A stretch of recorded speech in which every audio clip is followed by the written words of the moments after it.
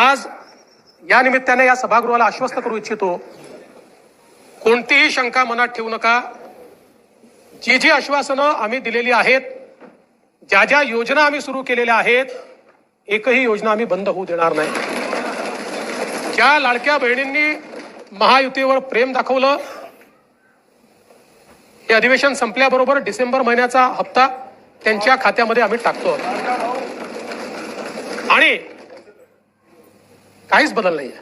नाना, मी या ठिकाणी स्पष्ट करू इच्छितो, कुठलेही नवीन निकष नाहीत, आता तर सगळ्यांनाच टाकतो, पण ऍपरंटली असं लक्षात येत आहे की काहींनी 4-4 खाती उघडलेली आहेत।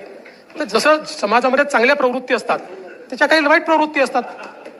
एखादी योजना जर चुकीच्या पद्धतीने कोणी वापरत असेल तर जनतेचा पैसा आहे, तुमची आमची सगळ्यांची जबाबदारी आहे की तो योग्य प्रकारे गेला पाहिजे।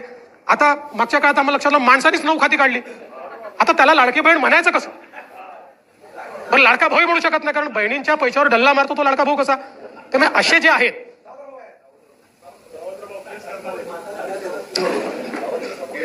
त्यामुळे शेतकऱ्यांच्या संदर्भात आम्ही दिलेली आश्वासनं असतील, युवांच्या संदर्भात दिलेली आश्वासनं असतील, ज्येष्ठांच्या संदर्भात दिलेली आश्वासनं असतील, समाजातल्या वंचितांच्या संदर्भात दिलेली आश्वासनं असतील, ही सर्व आश्वासनं या ठिकाणी आम्ही पूर्ण करणारच आहोत। आमचे मित्र भास्करराव या ठिकाणी नाही, पण माझे सरकार याच्यावरच त्यांना परवा आक्षेप होता।